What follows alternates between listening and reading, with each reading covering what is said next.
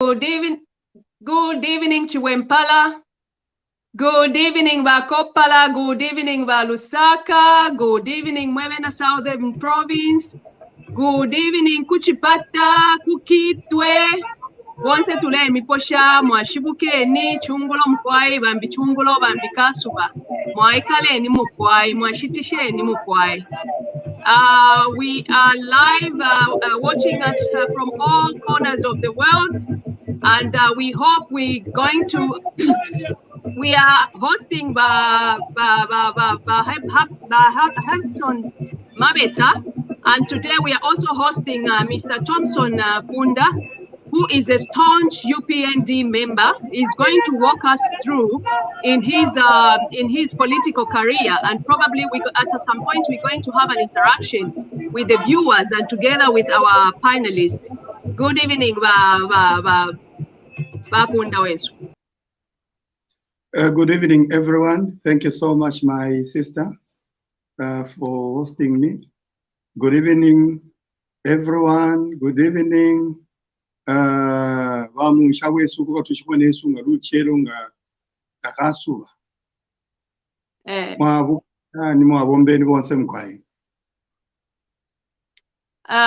Bakunda, on this platform, we don't, we only advocate for change, and we have a common cause. We are not advocating for any kind of violence on our platform. We are just like one sisters and one brothers from another mother, and we encourage to use any kind of language which you are comfortable of, because we have different kind of segment. We have people who are good at speaking English. We have people who are good at speaking Ichibemba. We have people who are good at speaking Ichao, Shimuchilala. As we are hosting you, Bakunda, you are more than welcome. You know your people in your community. You are more than welcome, because we are one Zambia, one nation. So as today's topic, we would like to know about your political career and how you can run us through, and when you started your politics, and what is going on in your community. So to start with, kindly walk us through your political career, Bakunda. Thank you so much. I was actually, to those who doesn't know me, who are knowing me for the first time maybe, I was born in 1977. And like I've always been saying, I've lived all my 44 years in Mukushi. I started politics in 2000. 2000. That's when I started politics. Na my politics yesu bankashito ayambire fe kwati kwangala tatwaishime no kushikati twayamba ma politics. So natende kama politics mu FDD. I think that was 2001. I was district IPS for FDD. Then in 2006, we formed what we used to call an alliance between UPND, FDD, and UNIP. So in that 3 months of an election, I was the district secretary for the alliance, which we used to call UDA.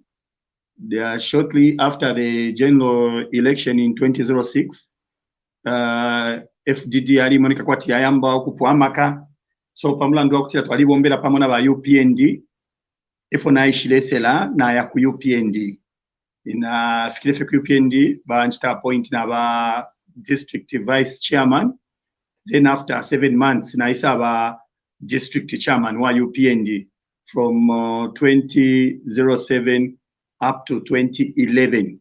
So before 2011 general election, again it should be in 2009 or 2010, kwali alliance na pact imwe yashire pangika Mzambia. So the alliance yali between UPND and PF.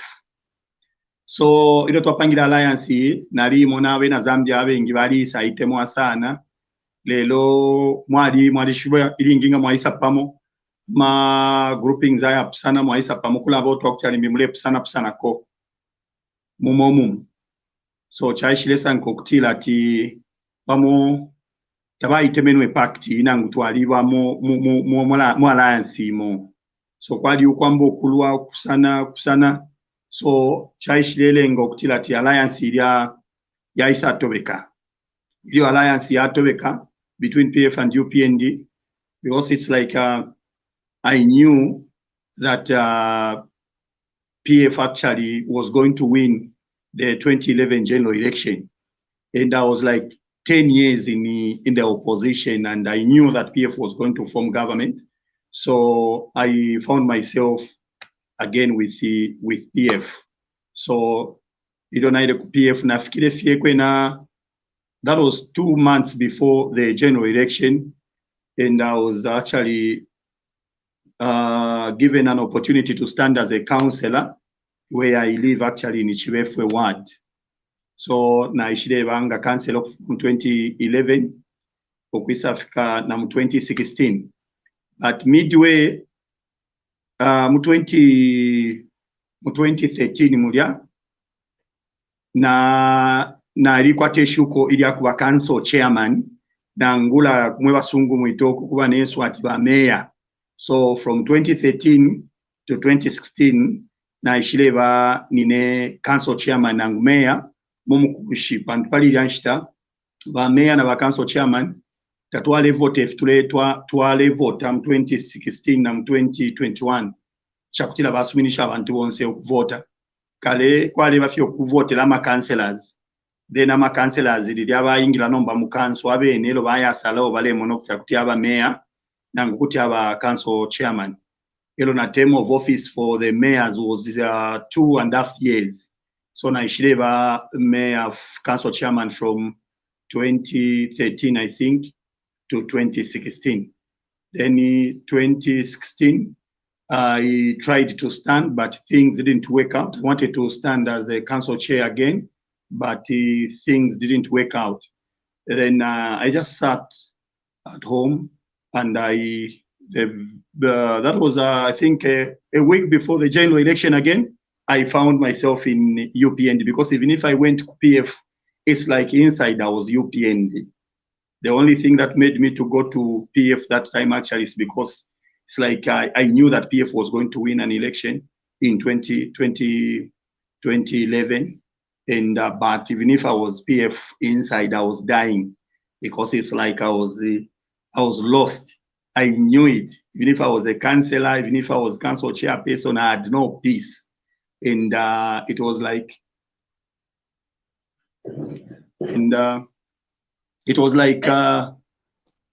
hello? Yes, I can hear Kunda.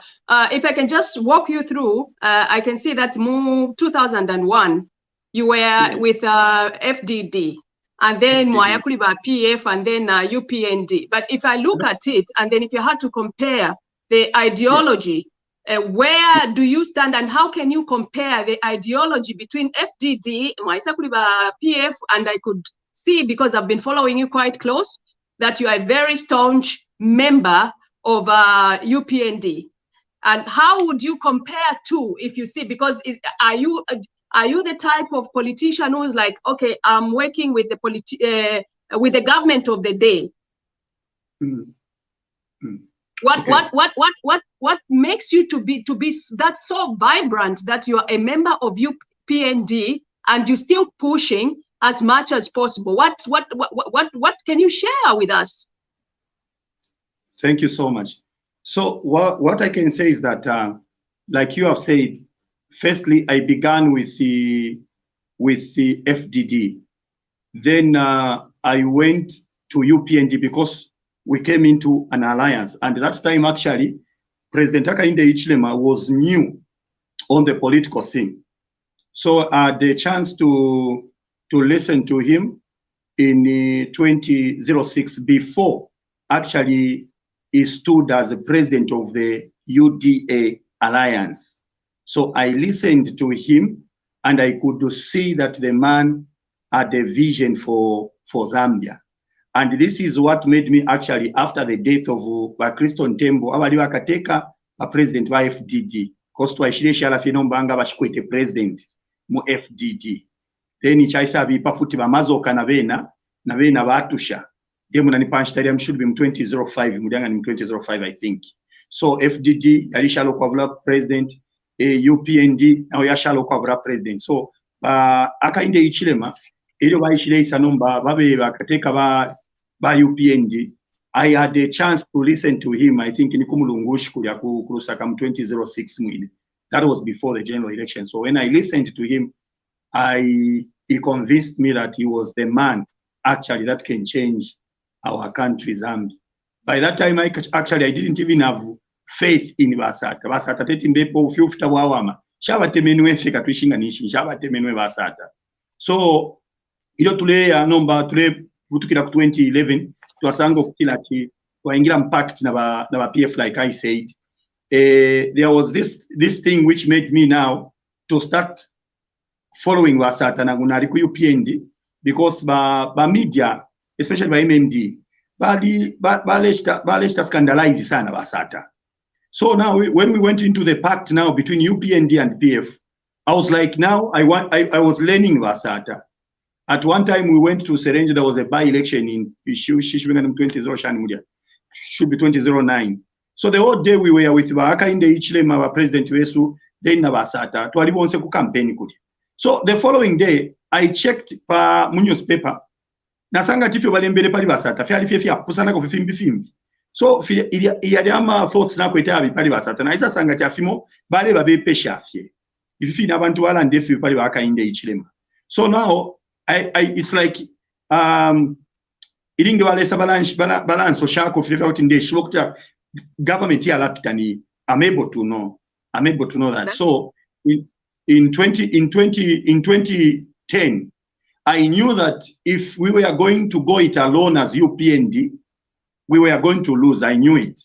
And I knew that if PF was going to go it alone, I knew that PF was going to win. So I was happy when I heard that our leaders actually came together now to form that pact between UPND and PF. Unfortunately, interesting, Bakunda. Bakunda, just to distract you a little bit, I think camera enu, can you please try to adjust camera enu, move it, because we are just seeing half of on your head, and then if you can move it around and be in the middle. How about? Oh no. Okay, no problem.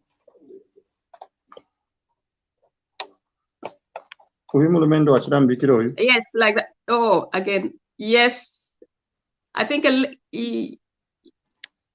yes. Perfect, thank you. Thank you so much. Thank you.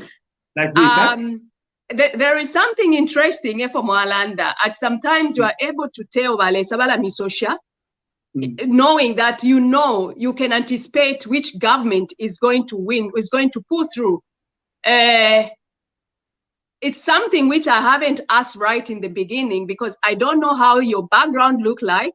If you're Muchita besides Ama politics, are you a prophet or besides just Ama politics? Finshi Muchita Bakunda wesu. Natotela sana. Inechile ngalimo kula ishiba government ingala chinja. I became a born-again Christian at a very young age. I was something like 13 or 14 years. And if ever paint, there is that thing of receiving the Holy Spirit. So nalipokelera mpashwa mchilo. So Bible ilando kutilati the Holy Spirit that lives in us knows all things. He knows everything. And the Bible again says the same Holy Spirit communicates the mind of God to our minds. So God knows that this is the government that will be in place, or this is the man that will be president. So before the election, God will speak to say, this one is a president. Like even if I rejoined UPND in 2016, I knew that President Hakainde Hichilema that time was not going to form government because Narishibati Wakavevila ama elections. But for 2021, I knew, I was convinced, and I'm able to see, like I said in one of the broadcasts, that I went to Kabwe to meet President Hakainde Hichilema 3 months before the elections. I saw the glory of God upon him, the same glory which I saw upon Vasata in 2011. So that is the thing actually which guides me to say this is where now we are going. So I am a child of God who is yeah, but by the way, concerning politics, there's been some bump and grind, some challenges. Everyone faces challenges, politics and work in a work environment and everywhere. I would just like to find out, Topson, what do you desire to do for the people of Mukushi as a staunch member of UPND? Do you have anything? Do you have some kind of ongoing projects? Do you have some pending projects? What do you desire to do? Thank you so much. Actually, that is what forced me now to go for the higher position of member of parliament, to stand as a member of parliament in the past election. It's because, like I said, I've lived all my 44 years in Mukushi, and I have seen Mukushi not developing. Why is it that Mukushi is not developing like many other places? It is because of the kind of leaders abo twale kwata kunmo kwa bale baba MP elo kubika pofe nomba nabo twale kwata bale baba kateka bantu kunmo kutule famulesa musango kutilati bonsa bale baba MP lingi balole shafye ku government ukutila government efile yachita fyonse pakuleta development munchende umo muikele. And this is the reason why, this is part of the reason why I have believed in President Daka in the Ichilema, because he has the mindset of an entrepreneur. He has a mindset of an entrepreneur.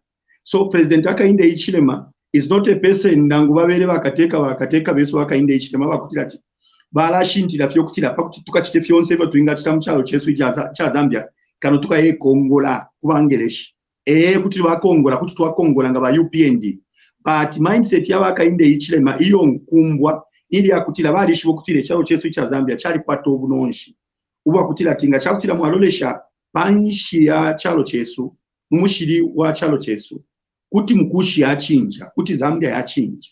So ukabila kwanji kwa kutila tu ifyo lesa atupela kuno kumukushi kuno efyo twalingira okubomfya okuwamya Mukushi.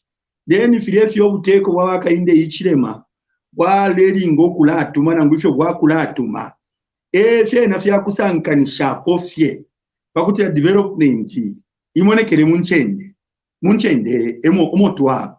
So the Diana councillor could you my projects to know not to toilet, but when you are a councillor you have no influence tapawa sana nedo nali shireva council chairman muri 2.5 years tapali influence kalamba pantu wa council chairman bali yanshita na bamea bali yanshita inchito yesu yalife yakuchita chair ama council meetings.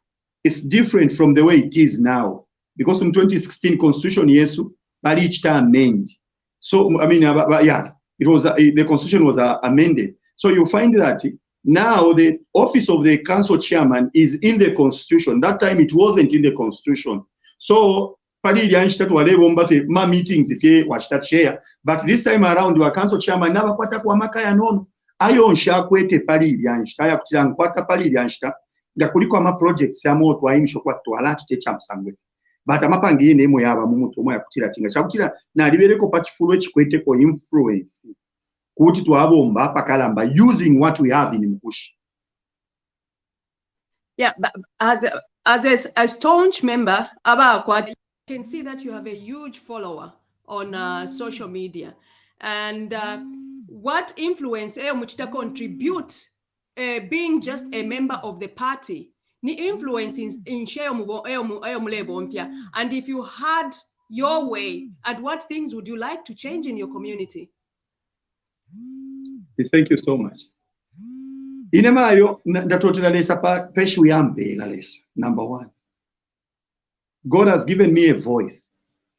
I can speak for the people. Kutina landila abantu because number one which lekabila muntu ngulushidi yonse kulanda bantu chonse cho twayo kuchita my sister chifuma matontonka necho tulanda chonse ni chafuma matontonka nyoyamu. That's why apandese kabantu wamo abalelanda pali ba echo kutilati balelanda sana. Then katushabe mu balelo shokwat no bayechechi bachiramu okulanda umuntu ngalela nishali bwino because nishinakwata ama ideas because we communicate ideas. If a leader doesn't have ideas, he will not speak. So if you see President Daka in the Ichilam making a lot of statements, it is because he wants to communicate what he has in his mind to the people. So it is the same thing with me. I have got ideas together with the people of Mukushi, which can make us change the face of Mukushi. And those ideas can work for as long as if we had those positions and we work together with the people of Mukushi. So we are motivated by the ideas that God has given us and the voices of speaking for the voiceless. That is what is important. We need people, even if our counselor, abangalanda na wakateka, abangachitako na advise wakateka. Pantwecha linga ne fintu kunu mokfiona oke. Tulakwata ma leaders aba kuchati ba bomba fibu ino, but problem umwenso tete walande na wakateka. Tete we advise wakateka. We need people who can advise the president. We need people who can give give ideas even to members of parliament, give ideas to ministers. And I'm one of those people who can speak for the voiceless. But I can meet anyone and speak for the people because I know that without speaking, there is nothing that can come out of anything you're doing.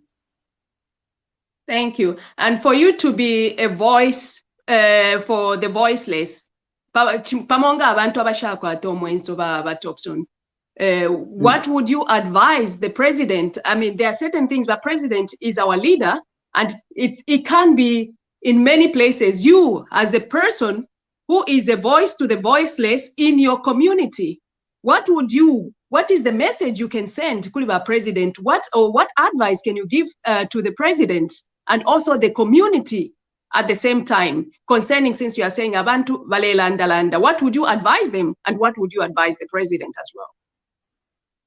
Thank you so much. Bakateka pali inonshita kutina suso kutila ti tapali cho mwene cho bakateka besu wale rufianyana mchimo na kali ayo. Lelo fwe bantu kuti tuwakabile fintu fimo panturi mbyo kuchushi tuwapita mokunu moku. Kuti tuwakabile fintu fimo fiashitika muli 4 days, muli 1 month, 2 months. But mlesa ngo kuti lati ishto ya bukateka tairi ishto yangu kana kali ayo. He has a lot of things to do. So some of the things that we would want to see now, I mean, we may not be fair to him that we are forcing us on do this apapene chitenifi imwe my sister mwebe kala kuba nesu like in per example ku America president ingapite vapitile bakateka mu August but 12 na yo inauguration ya ishile bako after 2 weeks so tulefunyako na 2 weeks ilia iyo balungu bali baleteka nishaka inde libe alipita ku America abanesu bakutilo omuntu wese achite swear in as president nangu alipita ndiye mona pala pita 3 months pala pita 3 months icho chalo America chalo chimwe cha kutila ti chali ba advanced democracy yako America yali advanced.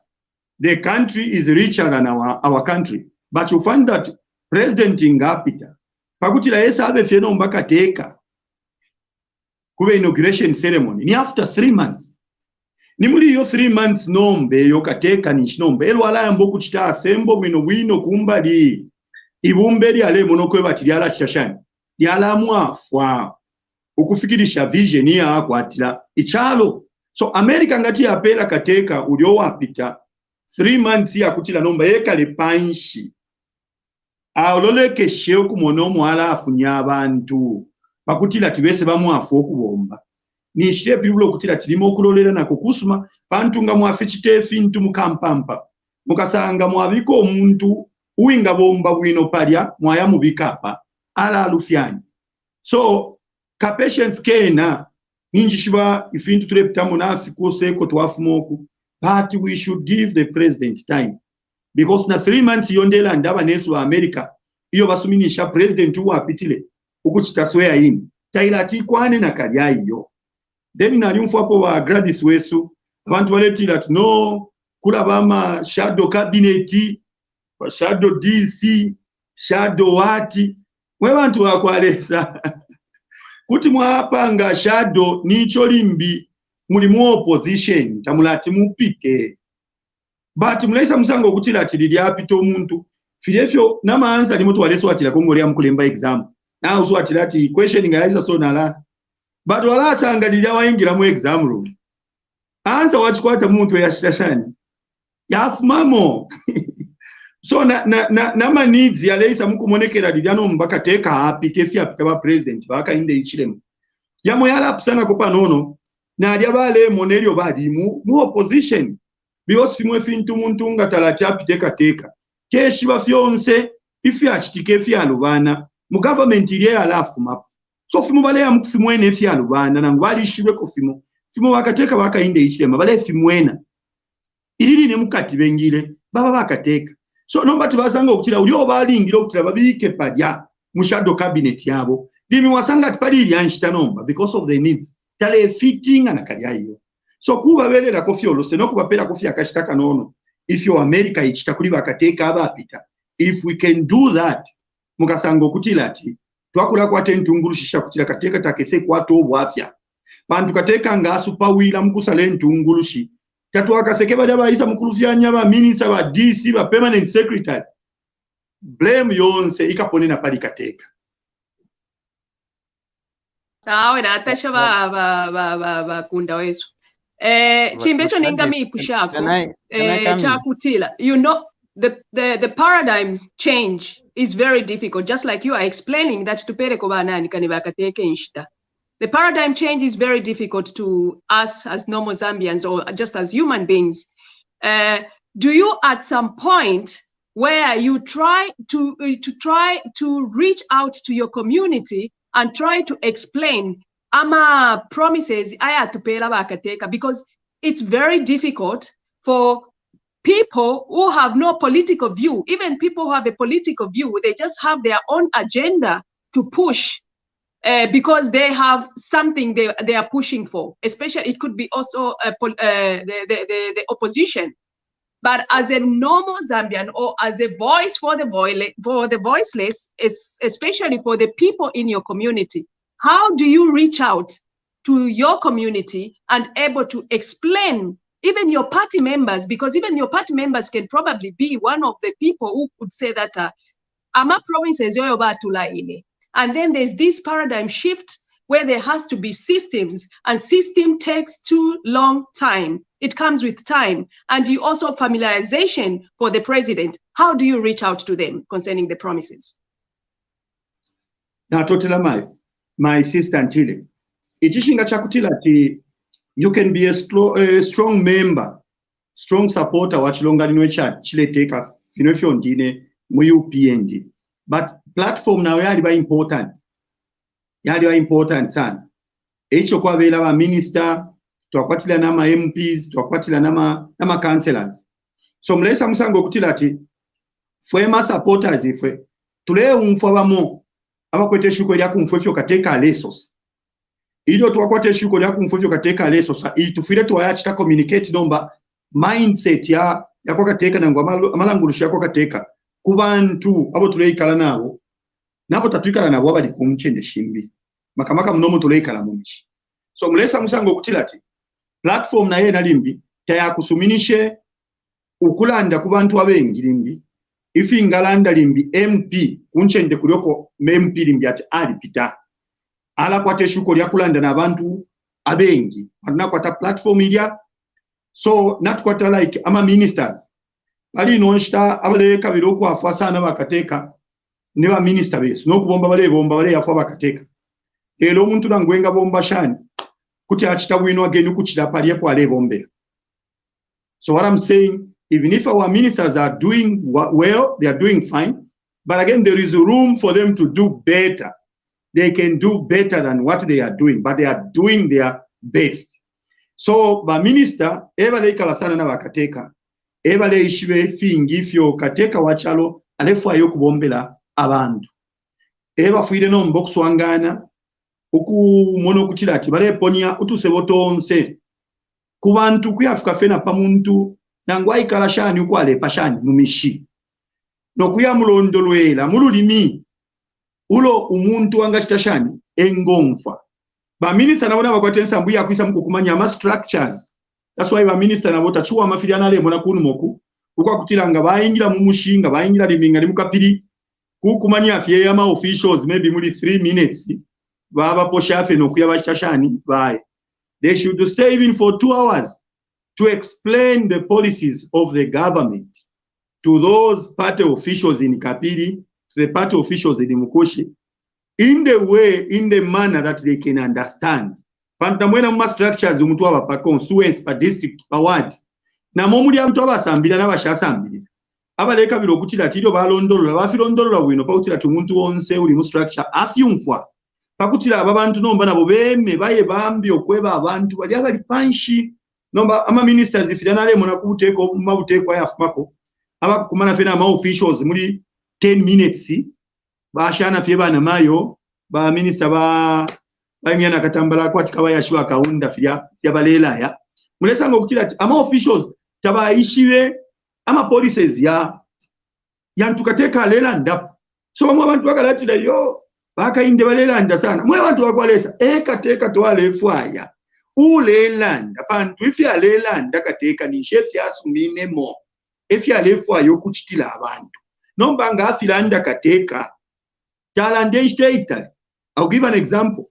Ba president pakati apa bali landiro kutila ati mwemisepela bana mayo pangena ma cooperatives go and form companies, register companies. Ilo bakateka balanda filya abala fitavi understand ni mwemwe basambirira abali mumishita beshi benoko bachitira register cooperative tabeshi benoko bapokela mining license. So we have a job, we have a duty as members of the party, ama councillors, ba minister na ba MP, uko ba MP ba pita, iya kuikala na abantu aba muchilongani no. Uku bafunda, ifi ya kuya londolola bushe, ayama companies wakateka, wali andati pangeni ama companies. Fika la bombanchitoni, shibu kumon, shiwaka sangamo. Gatuwa yaba londolwela. Na abantu bala leka ukuyirishanya. Elo nakuwa my sister ba wike ba opposition. They are not fair. They are not fair. Elo fubale chita muflo. Kuna nanda ati muflo, you can't call it it's checks and balances from the opposition. Ababa diba ruling part of PF. Muflo lyo lebo mfyaba mayo bana wakwe. Uwa kutila wayamukubepa abantu ku campaign kuchipata. Ukutila aka inde ali landilo kutilati alaisa mkushita mataba pali 250 kwacha nishtale ishtila mataba pali 250 kwacha mulefu akateka afunye kuise indalama budget iyo mwasha ba PF indalama mwasha mwalishwa mwebe nokwe bati amataba yalya ayo baleshita pali 150 mwabikire mwachitire budget for 150 where is he going to get an extra 100 kwacha for the bag of maize for FRA to buy that bag of maize? And after 2 months, just after a month, you go and start telling people to say, Baka in the valley pofi, Tabareshta Matapai 250 kwacha per bag. Where is he going to get the money? Because you didn't provide that money. But Topson, Pamonge from Watchland, I'm just following what you are saying concerning FDD. And you, who has been a former member of FDD, have you ever had a chance of going kuliba maiba na wakwi and say ba maiba na wakwi if you mule chitatefyu, or how do you tackle such kind of things? Since na mulanda timweta mutino kulanda kutimwa, you can reach out to her as a previous member of FDD. Na tokila mai itakwali hapo chakutirati convention ya chitire elect bana wakwi as president yali kom 2005 kachana 2006 constitution ya FDD na liberengere after 5 years mufire mo ya convention nguzala president huyu. I doubt wana wako nyani wakatika ba FDD kale ya shite expire mandate ya kale. Okay, sorry, because we have our Honorable Hardson Mabeta. You'll be coming in as well, and you're more than welcome to stay. I'll just ask you the last question. which you can answer before we bring in Honorable Mabeta. My question is, how does your roadmap look like in Mukushi, and how are you holding on to the support base? Are you getting any help from the party? Mayo natotera sana. Nga kuli umuntu owe ekilonganiro kyayafiirisha. Nineebo. Nga kuli umuntu owe party yayafuapa kalamu. Not the party. Ukulanda fena kuli wakateka nga kuli umuntu bayafuapa kalamba. Nineebo Mzambi. Bali nja fuapa kalamu. Bantu 3 months before elections. Bali nchenene kuruka soku. Bali mputura ichitendo ni chichi mushipecha kosa kunu mokwa babe nesu ba PF ichi. Bali nsanshide. Akateka spent more than 40,000 kwacha on me.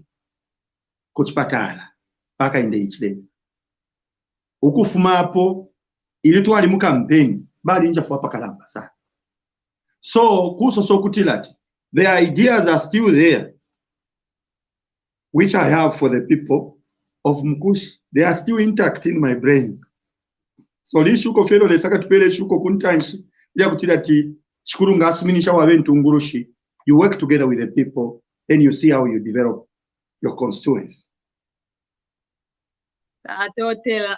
Natukwataba nensuba Dr. Barbara Chanda. I don't know if Dr. Barbara Chanda, you have any comment or any question kuliba Topson Kunda.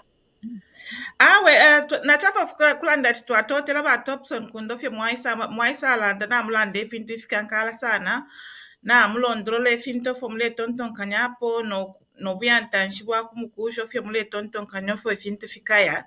First of all, nachafa fyati misantikile ko pantu muma April time mule twalisa kama na bonseli mbinangu tamu atuishi babu ino twale mipepela ko pantu mwale kwata mafia ba mishuta ko mumolu mwaingira mufipatala mwaba kokula butu kokula bela manga ngakatuishi kwa techalo chobe apo pena twatotela lesa ati muli ubu mifyonse na fyenda fye bwino nomba tulachafa fyati imipusheko na imamu alisa abika na pa Facebook mwabika ati bakanganja nangu bamipisha muli fye bamupishishe na imuna mkwata ko kubelela ko pali fyonse fye bamichitire ukulingana na mubwelelo bwenu na mubwelelo bukapani na muli musemu level na ba president base mubwelelo mule mona poshani musango ifintu filendela mule tontonkanya poshani mkutila ti abantu baba tutama ama crime yakutatilimbi ngani mwebo ifintu fili evident fact that umuntu alisa mishuta mwaba muchipatala mwaba nokuchita spending pia pantu shonse mpia nangu bwafuilisho still mwalita spending pia kwaba kuna psychological problem because tetule butuka nachabilenga na pa I think ni pa Facebook mwabikile mulefisama munganda mwafisama kumu bedroom fyonse fifila causing ama torture. Muli experience yenu, how have you overcome fiancé? How have you now managed to come to where you are? Because number you're alive, you're very upbeat. How did you manage to overcome yonsaya amafia no kulingana na mubwelelo bwenu? Na totera mai. Ido shidalanda afyo limbi tuwapisha ya mafia at an individual level. Pamulandi wafyo tuwapitamo. Kutina sokutila ati kutasha pakwata bakateka baparanga bakainde ichile BAKWETU mutima okalamba uwa kwerela abalwani bantu bakainde ichile ma president baba vindictive awi funga chali ichilamu aba nesu ba PF ngatabekere bwino na mpano so kutotera bakateka pamutima untu bakwata lelo mayo chinga chakutila ati imirandu shimwesho bachita ba PF na abantu bamwe bali mu PF tapali winga berera inga berera fyeni koti nga yasango kutira bakayele imirandu shimwesho bapanga ku chalo ngali bo muntu wa president tabakweta makaya kumwelela ba president amaka bakwete fe dili lyelyo waiba akakwa elo limbibenga muchita pardon so tufire twafupusanya ba president baerela abantu baraba ileto benganda yabo bali ya treason yabo filia baya to benganda bayayiba omunani ba PF munganda bulya nabakapokola bali abayire kunganda kulya bali alufyanya nafimo munganda muti bali abali berera kuli bakateeka bali abonsa bale gasinga bakateeka bali berera kuli bakateeka lero bali abonsa abayibe ndala mashachalo bali abalufyanya echalo bali bakateeka tabakweta amaka yakuberera bakwete fya amaka yakuberera nga baba kaka ero nomba baka president benga bachita pardon so tufire twa 12%. Ero nombo kwisa kulubali lwandi mapepo yenu mali nga kuli abantu abanjafuira pakalambana mukushupu kwa kwandiri twalepita mu campaign na Fiance Flonda twakwete bantu abapalanga imwe abali mu diaspora na abantu amwa bakuno kwine kuzambye bote dina kuno ila wheelchair ila mwamwene ila nalenda nayo baku America mwikana na boy banshitire ila wheelchair then nalikwete pona ka woka naliendele pona ko baku UK bamayo bamo abanshitire yafumine ku UK yena ila woka so you people really work ama prayers yenu bamo bale ntumina na mafoni bale nkoselesha so firafine fya letu koselesha masango kutila ati mwatu alilira necho twale kabira mayo na leo mfano mwenso mailo pale abantu mine link ya ku YouTube iyo nale anga pali balungu a month before election if you nale andilero nale umfa muri video yandiyo nalitina icho natinine chakutira boshe nishi balungu tabayishire tumina fya abantu nokunjikata nokunchitefi bipantu ifo nala ndire shishi bena mashi wichalengele yafume mukanwa na atirefe mwelesa ni mwemwa ikete balungu mutima na abantu babo antu ifi nala ndire fya kuti bakushina ula na abantu ifi so lesa na wali twafu amayo icho watwale fwafe chakumono kutira tibuteko washitashani wachinja echo twale fwaya makamaka chakuti afya tikuteko wachinja noti atifwe tupite uwo twale kabila fyo kutira tyapite ni umofye akainde ichireme na ndiyebene nabantu nale kampeni kutira ati akainde ngapita na ngwine napona abantu tabakachule lero akainde ondera ndapo kateka wachalo tete achitefintu muri 2 months na 3 months bufi ukwambo kumona ama changes muno muzambia ayene ni after 6-7 months after 1 year na babe nabalesa bayiro kutira ati yo ifintu fyakosa bakamba nokumvwenso nishakulanda bantu ifintu yala change twatotela efe mulelo anda namubika po Fiance fwe pa okulingana na mashiwi twachilafo okumfwa edo na imwe mwebene namulanda ati bali myafulisheko namapepa yonse nomba your health in yourself muli febwino mule mfwa febwino mula kuma physio Fiance filenda febwino palikano kashita ukulu kwena kwaliona ukama ukulu kwena kwaliona uka ulefa ikafyo kubwekera ku hospital icho nako telefyo chakwe bati diria baireshta operate bampere 2 months yakuba mubed mubed na ikere mu 1 week na ingira mu campaign so ndemo neka fye bwino limonga mwanku banatu mwansanga ndenda fe na bwino patinga mwarolesha pachilonda pa ba problemu tachiremo neka bwino yo chirefa ikafyo kubwekera ku hospital pantu na li forcinga actually ili campaign ile pwa ili twa voter inshita nali ngiro kufuma mbed nomba papite fe 1 week na yana mu campaign so nali forcinga sana nali bakwati nalishita sana exert pressure pale hapa chilonda pati tapali bwino yo tapaba bwino sana nakuja hiyo tapaba bwino That's very sad. Bukwai ati twatotela lesa ati Fiance fyalaenda fye bwino so that nangumwabwera kuchipatala everything will be fine because that's really sad. What were you can say, you can go on Gladys. Yes, no, I'm just saying that was very sad, and we really appreciate for your time, Topson. You can stick around if you are more than welcome to stick around. We're bringing in another guest, that is Honorable Mabeta, and then we're going to have a chit chat with Honorable Mabeta. Good evening, Honorable Mabeta. Yeah, good evening, Gladys. I think it's a bit sad.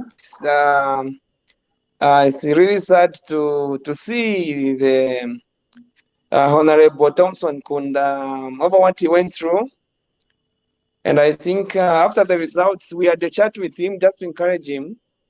I really feel the best candidate in Mkushi lost, you know. It's been a very tough period for him, knowing what he went through, and not being part of the people in parliament today. But I encourage him to say he laid a very strong base, and you know, when God sometimes delays you, it's protecting you. There's a reason why God had to delay him for. It's just being delayed, it's not being denied. Amen. It's a delayment. So I want to encourage him to say he shouldn't feel let down, or he shouldn't feel. But I love his spirit. You know, he's been very consistent. I've been watching him. I've been with him. We've been chatting. I think I'm one person who got so much encouraged. We used to watch his presentation. We used to engage each other. Even the time he was attacked, I was with him. I followed him. I think we had the chat with his wife, his lovely wife, and the firstborn. So I've been part of the journey. To see him active and seeing the spirit in him, I think helps me to appreciate that indeed when you do things through God, do give us the strength, nothing can disturb you. So Topson, natotera sana mpabushi kuwalera wakweba ati you are here, and it gives me a lot of hope and courage to say indeed we didn't make a mistake to support the UPND. We're in the right hands. Thank you so much, Honorable. Thank you. Yeah. Thank you, Honorable, and welcome once again that we are having our resident MP. Unfortunately, we couldn't have him on Monday due to by-elections. So we are very happy to see you, and I can see that you're still keeping your smiles, Honorable, and looking good. So I hope you can share with us what you've been experiencing, and please kindly enlighten us. What has been going on? All the things you've been experiencing, good things and bad things, and how you have overcome it. Kindly enlighten us from the political view. Yeah, I think this week we dedicated ourselves to join the campaign team in Masaiti. There's a by-election for a ward councillor, but that place happens to be under the only seats under PF within Ndora Rural, because Ndora Rural was 4 seats. There's Rufwanyama, there's Mpongwe, there's Masaiti, and Kafulafuta. So out of the 4, we have 1 PF. You know, these from time immemorial there have been traditional UPND seats, but they have been flipping. So out of the 4, 1 seat is under PF, 2 under UPND, 1 is under the independent, but who applied on UPND, so we still consider him as the independent UPND. So when you go in that, you look at that seat, it's the seat under Honorable Katambo, who's very famous in that's constituency. So it's giving us a lot of pressure and challenge in that ward, because as we pumped in a lot of money, I can't even believe to say we are dealing with an opposition. PF is still very strong in terms of finances. So it's putting a lot of money. So we had to go and support the councillor just to give him a bit of hope and a bit of maybe to leverage the competition which Katambo was putting in. I think he's pumped in a lot of money in that one. And today we are lucky at the president who visited the Copper Belt the first time after I was blocked for so many years not to be allowed to come on the Copper Belt. So I think the mood is high and we're hoping for the better tomorrow. but it's a result which won't shock us if it doesn't go our way, because Katambo has really pumped in a lot of money and is a popular candidate in that constituency.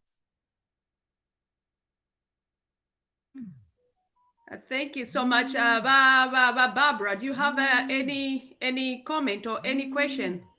I just wanted to find out, Mwalanda, at the moment you're not sure, or maybe the things can go both ways because the other guy, Bakatambo, was pumped in a lot of money. What has caused that at this point in time, or is it just leftovers of the popular votes that they used to have, or there's just one of the unique members that was having members more constituency? Yeah, basically, PF are still having the money to spend. That is something we should do, shouldn't ignore. They still have the money, they still have the financial muscle, they still understand the politics of voting bank, they're able to do that. The candidate also is very strong in that constituency. He's not a candidate who you can easily detach from the people. He's very strong. I think he did his homework very well. He's been in that constituency for some time. He's built his house there. He's managed to connect to the people. So just the people who are going to vote because they're still loyal to the candidate, not to the party. But there are those who are going to move on because the message is very clear to say PF is dead. Now everyone knows to say in the Zambian history, once a political party leaves the corridor of power, no political party has come back. UNIP is gone, MMD is gone, PF is also on they are also going on the direction of being eradicated from the Zambian politics. Now you know. But we're still looking at, I'm just giving you the possibilities. So that when the results come tomorrow, we don't come out like we didn't know what was happening. So it's a word where PF is too strong. The competition is very stiff, but we have an upper hand being in the ruling party. But if we don't get the seat, that shouldn't mean UPND has not sunk well with the people, because we are still coming from that's in the hangover of the election, only 2 months away from the election. So we are going to have areas where the party may be strong because of the nature of the candidates in that constituency. Okay. Thank you, my honorable. As I caught you in your statement, you say that PF is still strong and they have pumped in a lot of money. I'm just curious, if they have pumped in a lot of money and you still know that PF has money to spend, so what strategy have you been using to check out those PF people, or just to reach out to the people, to your people, to the UPND voters, also to get the new UPND voters? What strategy are you using? Because if you know that they are putting in money, obviously, then you also have to change a strategy to get the people to vote for you. Yeah, I think the UPND strategy, Gladys, has been on number one. We have been very honest in our campaigns. You know, we shall never take the route of handouts, no matter how stiff the competition has been. Even the previous election, we never went to the PF way of doing things, of using money to win votes, because that's the end of the day. That's fake popularity, or we call it fake loyalty, where you build numbers using something which is not sustainable. So we went there and explained to the people the policies, just like Honorable Topson Kunda has been laying down to say, we need to tell the people the truth, help them understand what is the party doing, what challenges are we still having the party, and how are we going to solve those challenges. So we've communicated with the people, and I'm sure the message of what we've delivered to them will be seen tomorrow. We have the minister, who is also the provincial chairman, Honorable Matambo. He's been a politician for some time. He happens to understand the politics of the Lamba area. He understands it very well, and he knows how to manage them.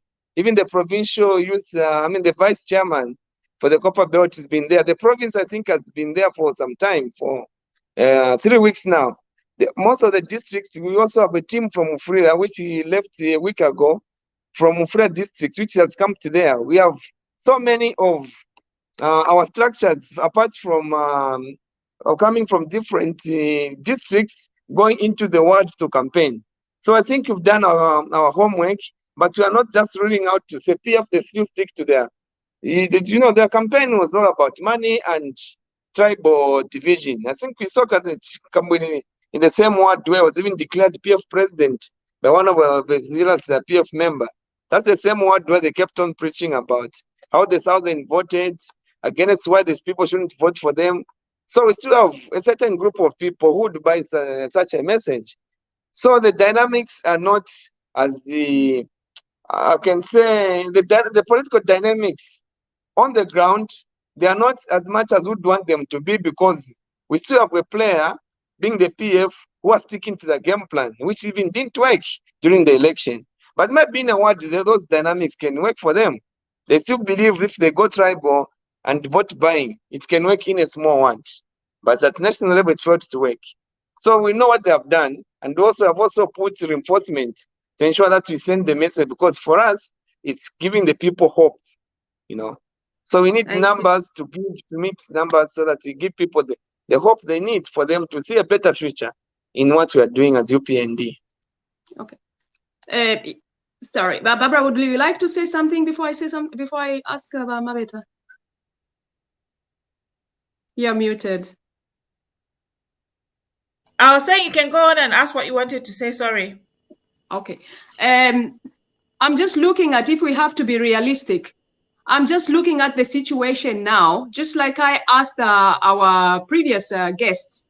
We're looking at what is going on right now in Zambia. There's a lot of going on. And if you're doing, for example, by-election campaigns in small villages, there's the hunger. We know that we have a new government and we don't expect things to change right now, right away. It's just a short period of time. But in the mindset of people, especially in the villages, who probably they have not tabali apple bread in a long time, bat and a bread no mukaka. And then somebody from nowhere comes with a 50 kwacha and say, here you are. If you vote for me, I'm going to give you this 50 kwacha. And I'm sure you are aware about that. Much more villages. In the city, probably it's a different story.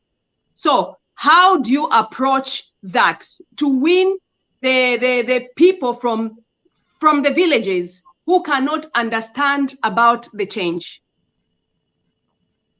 Yeah, it's not just in the villages, Gladys. I think even in the urban area, we saw how much money was dished out, I come from a constituency where we had one of the most eloquent, I think the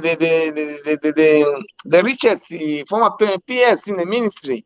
We also the videos where he was dishing money in the markets, went with envelope with those dishing money, giving people money.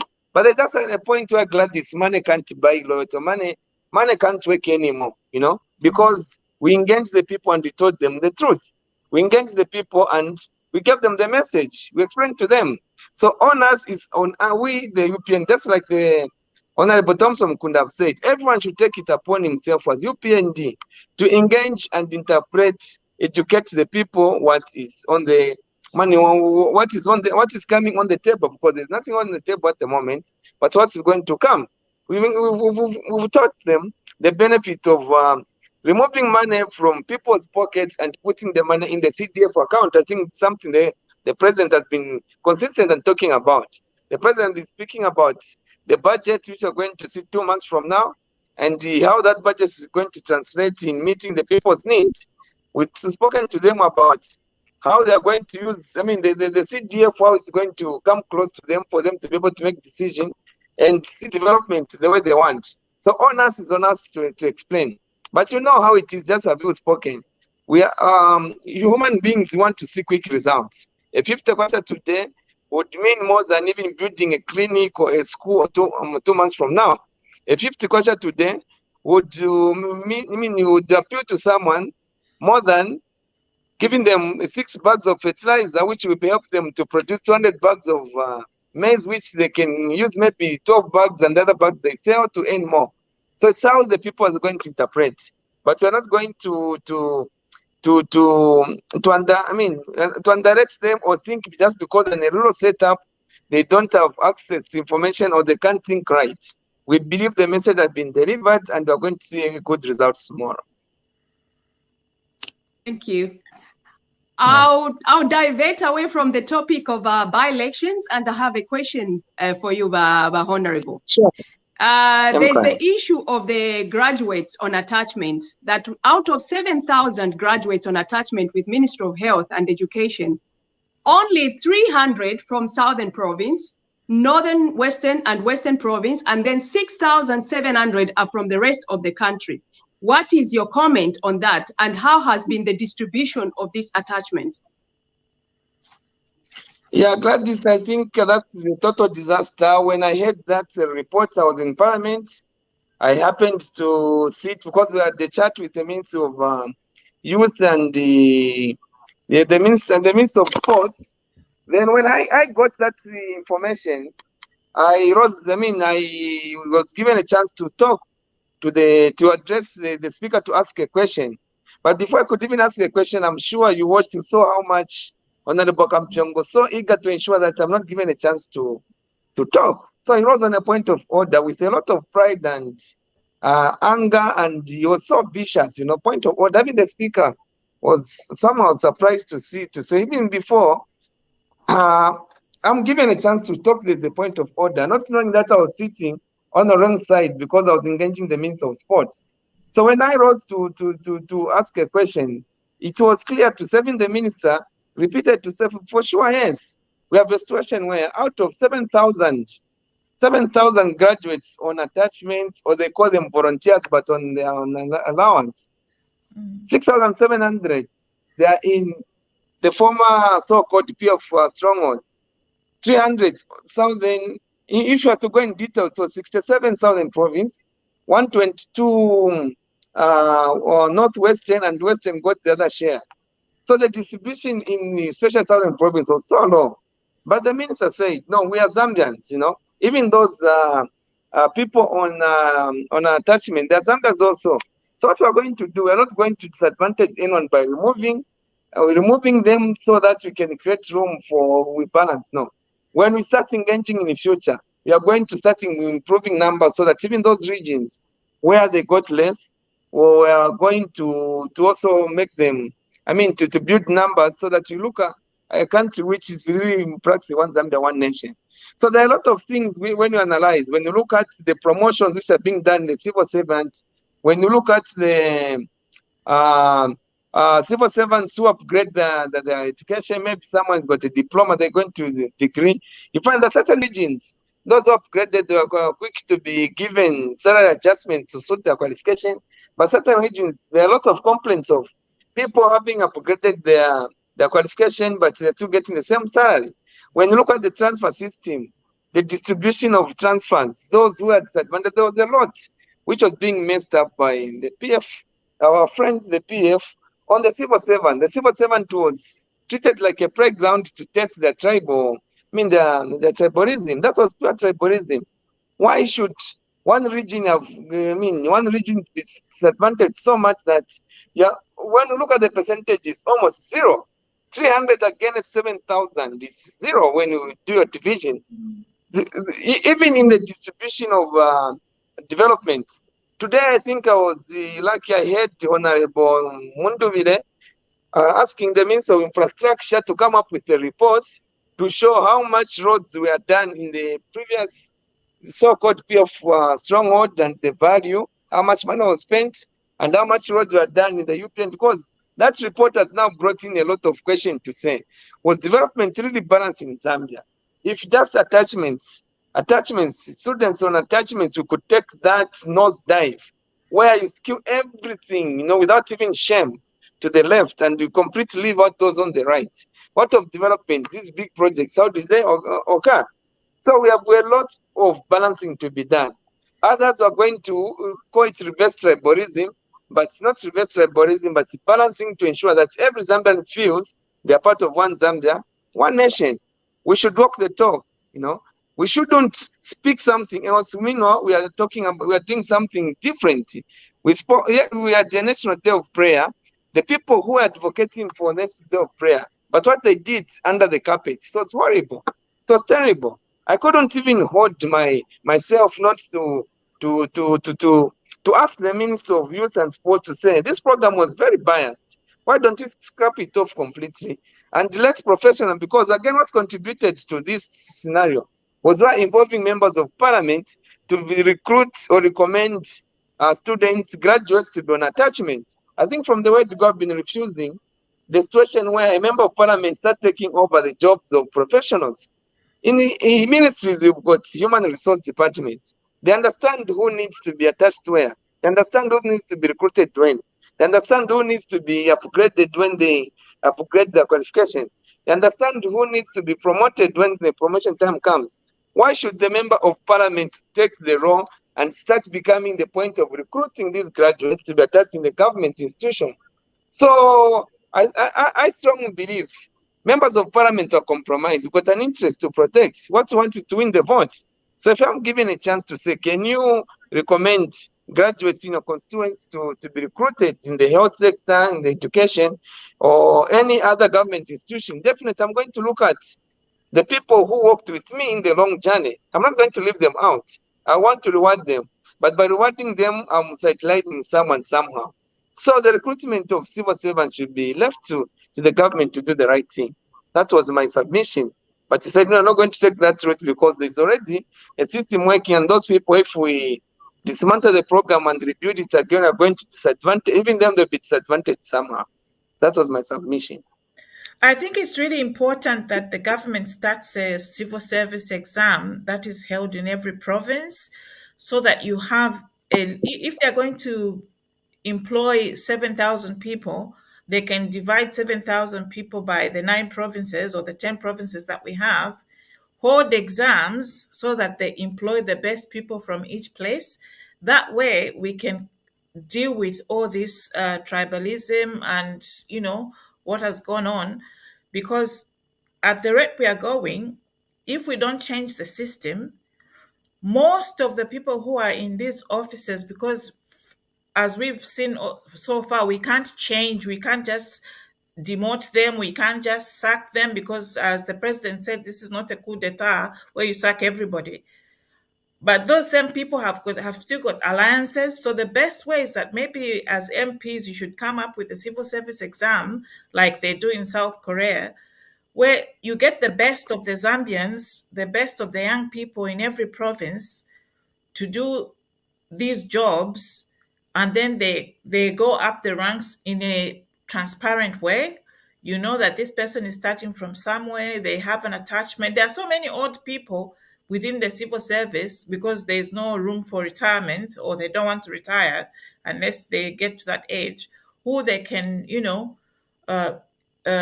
work with to teach them those jobs in a short period, and then you move on. I think MPs should look at that, because otherwise there will be no system. That's why even the president himself mentioned it, when you come to diplomats, you just find that diplomats, so the diplomat in UK is the wife of Mr. XYZ, the other one is the child of Mr. XYZ, because there's no system, it's not transparent. Nobody knows how people get to these jobs until you come and find that everyone is related to somebody. So maybe they should look into that. That's just my submission. Over to you, Gladys. Yeah, I think. Yeah. Thank you, Barbara. And before you just say anything, I would just like to inform our viewers that TVBAKWETU is based on volunteering. So kindly send us stars, and also people, the YouTubers, you can kindly send us gifts, or you can do a thumb up, like it, and also the people on Facebook, kindly send us stars and kindly subscribe for us to continue voicing out to the public. Thank you. You can just respond to what Barbara said, Mabeta, before I could ask Pacey and also Jerome after to comment. Yeah, thank you for that, Dr. Barbara. But the system in Zambia was so polluted by the politicians to a point that there was so much hate which was planted in our people, so much that maybe even the exam, there'll be a deliberate move to disadvantage people who are coming from certain regions, maybe as a revenge, I'm not suggesting anything. I'm just looking at when a system, there's no system at all to set things right. You might have this group disadvantaging. We have an exam where someone they have got good submission to the exams, but they're disadvantaged because the previous government advantaged the people from this group so that they can create space for the other group which are being disadvantaged. Or maybe there's a protest because the civil servants so divided this time, you know. Those who are still aligned to the previous political party. So even if we introduce a system to say, okay, for us to move forward better, let's introduce up to tests, let's introduce exams so that we employ people on merit. But those even the people who are going to mark, they're not free from compromise. They might just end up disadvantaging someone based on their human nature, not based on the system trying to get the results right. So the damage which was caused by friends, the PF, is so huge, so much that they put this country to a point where it was no longer a country. You cannot make such deliberate policies where it's advantage the Zambian citizens based on their region of origin, or maybe the perception you have about them. Because even these provinces where PF thought they were purely UPND, PF got good numbers.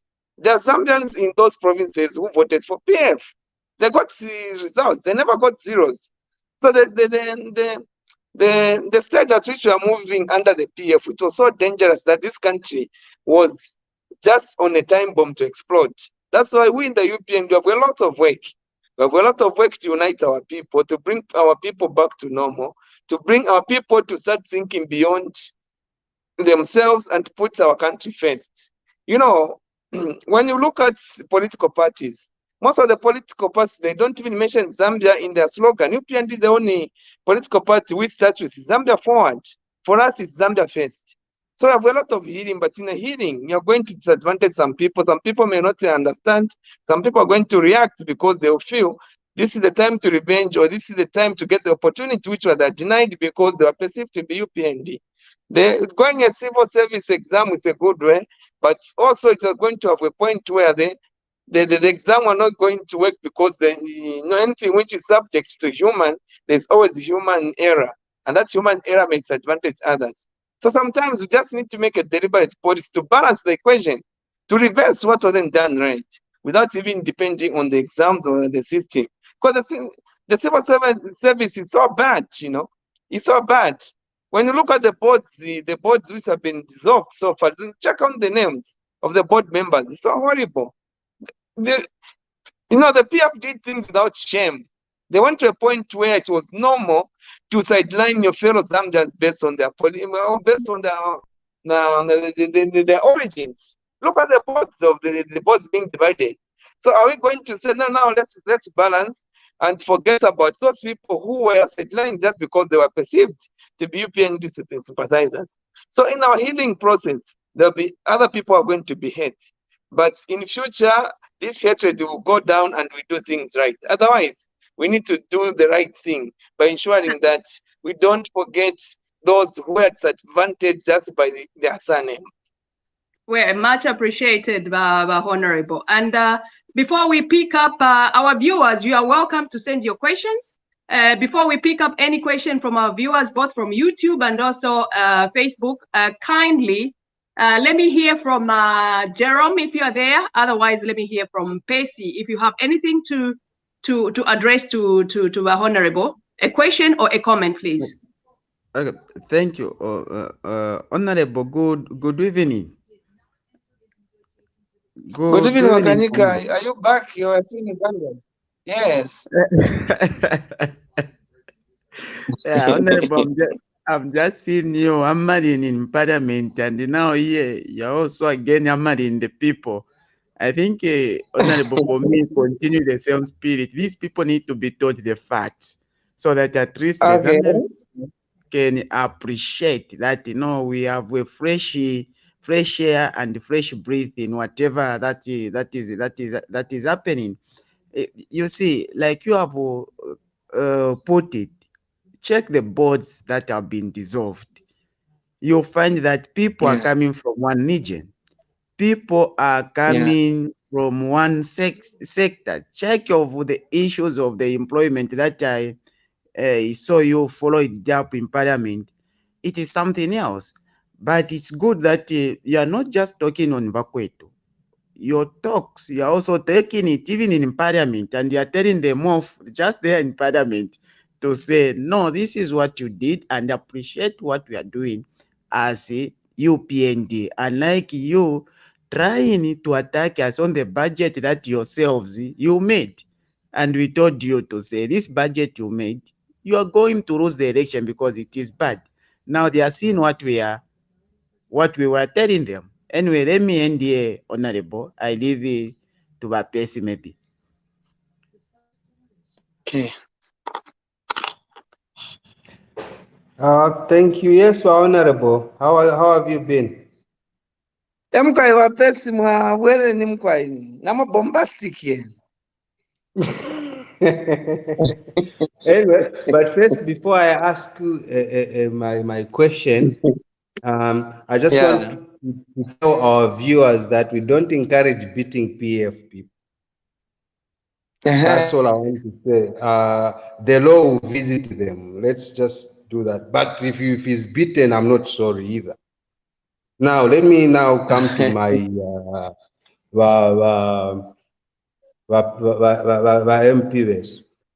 The first question before I ask you the actual question I want to ask, has the government allocated you the money for your things? You remember you said there's a committee you have, and when the government allocates you money, that's when you do things. Has the money been allocated already?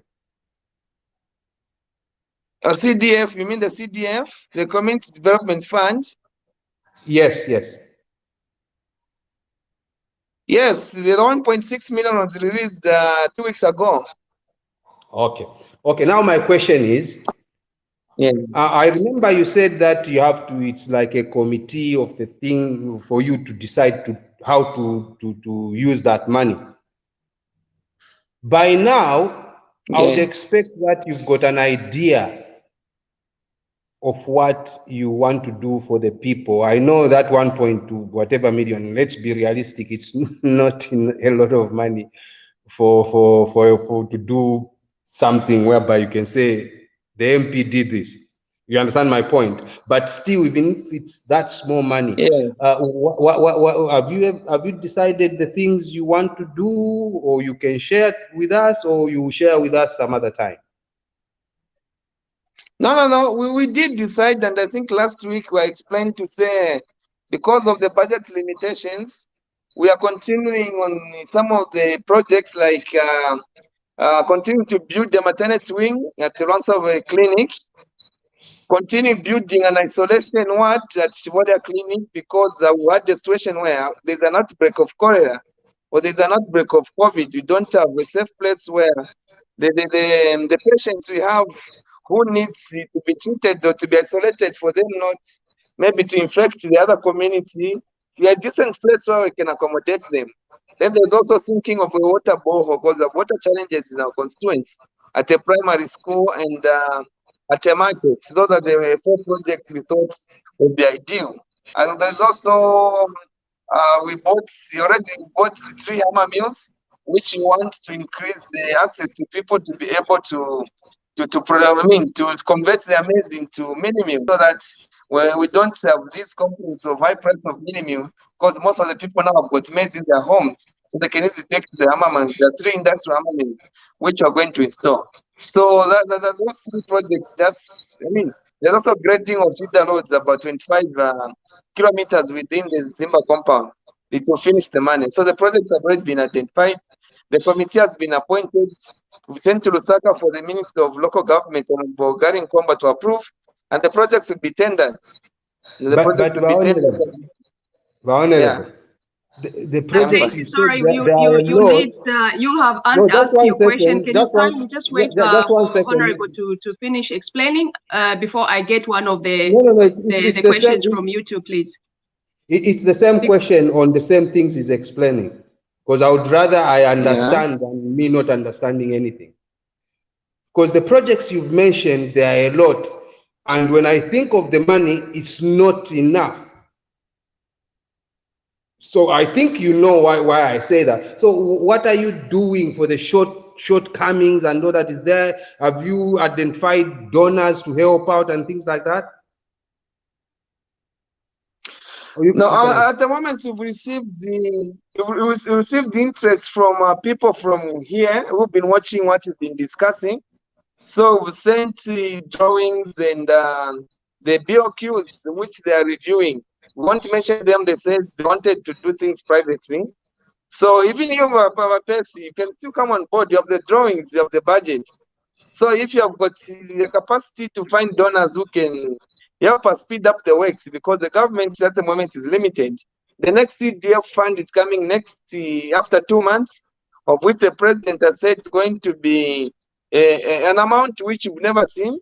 We've just heard in the grapevine, but I cannot preempt because I'm not the finance minister. So I wait for the right time. Next week, Friday, the amount will be announced. So it's going to be a bigger chunk, although that doesn't mean that's going to end all the problems. So if you can help us find a donor, we have the drawings, you have the POQs, we can send to you and choose what you can help us, because this is the purpose of interaction. It's one way of engaging and understanding why you can help us. And you've been helping us all the way, so you cannot just dump us when we are here, when we need you the most. Thank you for your answer, Your Honorable. Thank you so much, Honorable. And here on TVBAKWETU, we would like to differentiate ourselves from the other platforms. That's why we try as much as possible to interact with our viewers, both on YouTube and also on Facebook. So today, instead of getting the viewers to interact with us, I'm going to pick one question from YouTube, and probably Barbara is going to pick one question from Facebook as well, so that at least they are part of the group, they are part of the family. So I have a question for you, and probably it was meant for Topson, but you being a member of parliament, I believe that you are going to answer this question. And this question is from Dimas Samungole. She says that I have heard that the team explaining that there was no provision in the UPF budget to subsidize fertilizer to 250 kwacha at the moment. But what will be done in the next farming season? She needs an explanation. Can you kindly explain, or if you can, or just comment on it? Your floor, Your Honorable. Yes, on the fertilizer, unfortunately, Dimas, the contract which was awarded to the company supplying the fertilizer was a 2 years contract, which is going up to the end of 2022. So even in the next budget, they are still dealing with the same contractor, the same supplier, who has already set a price and quoted it in the price on which the government is going to buy that fertilizer, is going to buy at the same price which has on an order which has already been negotiated and signed for. We are not going to subsidize fertilizer to reduce it to 250, no. What the European government is going to do is to eliminate extra cost, which increases the cost of fertilizer to 750, when we can still land that fertilizer at 250. One of the costs is the exchange rates. The exchange rate has been very unstable. So when the exchange rate is unstable, when someone is quoting or they are supplying to you, they are going to estimate the exchange rates at which they think will be the cost at the time they're going to deliver. So we end up paying a higher price because there's an expectation that the exchange rate will be at this rate at the time of delivery. Number 2 is logistics, poor logistics management, transportation. Instead of maybe moving the fertilizer using a goods train, you use a trucks which can only carry a maximum of 1,200 bags or 50 kg, other than using the rail, which is cheaper. There's logistic costs, there's exchange costs, and obviously we know that there could be, although we can't prove at the moment, we are just speculating, some form of corruption in the deal. So when we eliminate those, that's what's going to bring down the cost of fertilizer. And the other one, the Minister of Commerce yesterday put it very clear to say, you're going in a direction, there's an investor who wants to come on board to start manufacturing fertilizer within our country, so that we don't have to move fertilizer from Bela, which is which is almost 2,000 kilometers on road. That increases the cost of the landing cost of the fertilizer. So when we start manufacturing our fertilizer within Zambia, the cost will definitely come down. So it's not the government finding money to reduce the fertilizer from 750 to 250 because the government is putting 500 kwacha per bag on an extra fertilizer. That 500 kwacha can go a long way in paying school fees for that child who needs to be helped to acquire the education, to buy medicine in school. So we're not going to subsidize, but change the way the system on the procurement, logistics, and production of fertilizer so the costs can come down. Thank you so much, Honorable. And I would like to ask Bamkelevai. I know you always have something at heart. Before I get back to Barbara to get a question from you from Facebook, can you kindly ask the Honorable just one question, please? Because one question, please. We'll get back to you if you have more. Thank you so much. Kimanzi one is Chawasa Jesus, Chawasa Bulozi, Ritumezi, Bo Honorable Mutozi Chwani. Mutozi, wo Mukelevai, Mutozi ande Mutozi. Riketile, thank you so much. Thank you, my brother. Me, I just have a concern and maybe want to find out from you on, since you are a parliamentarian, what is going on inside the House when it comes to the ratification of the Attorney General and Solicitor General. We have been, you have been in power for some time now, for almost 3 months. And it will be a little bit tricky for you guys to operate without the chief legal advisor of the government, the Attorney General. Or am I behind that? Maybe you ratified his office and then I'm not aware. Kindly shed light on that, because we need the Attorney General, maybe, and the Solicitor General. Maybe we could see some of these cases that we have been singing to take place, to take off. Thank you. Okay. I think from the time I've been in Parliament, I haven't seen a motion or a bill where I've been asked to vote to ratify the two offices. So give me some time. I'm back in Parliament next week, Tuesday, because tomorrow I've got an election. Friday, August, I won't be able to attend the parliamentary session. So I'll give you feedback next week, Wednesday, on the position on what's happening. At the moment, I'm unable to give you the correct information because I haven't seen that motion being tabled.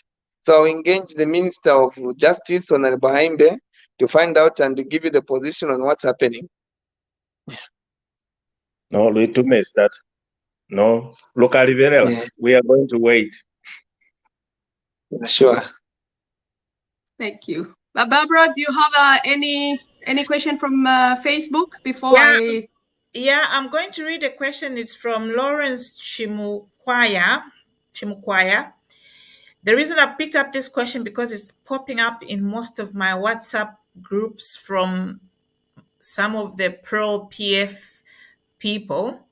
So it says you have borrowed $1.2 billion without the Attorney General in office and without consulting Parliament to construct schools in Western, Northwestern, and partly Copper Belt provinces, contrary to the promise UPND made to reduce debt. And then it goes on to say Pante government.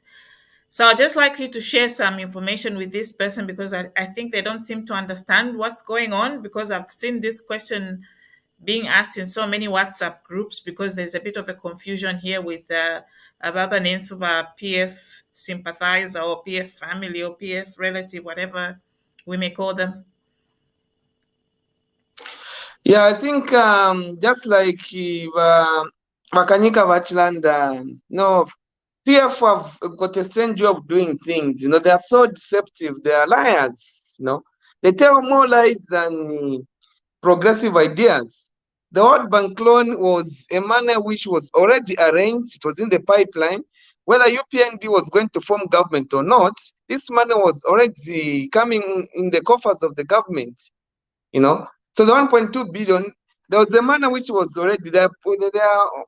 boarding schools which have been built, they're like we have said, they have been built across the former perceived, go to Luapula, go to Muchinga, go to Itsen, go to the Copper Belt. There are boarding schools which are almost completing. But this money was meant to cover up over those provinces which were complaining to say they have been left out. So the World Bank released this money even before the UPND came into government. So this is the money which was in the pipeline.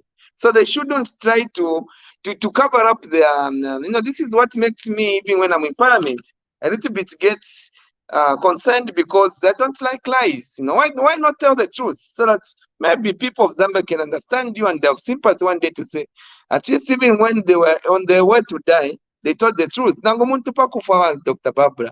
Alafika pa point up where chinjele ndanda kofe fishinka, so that's limbile sakuta sanjele lako.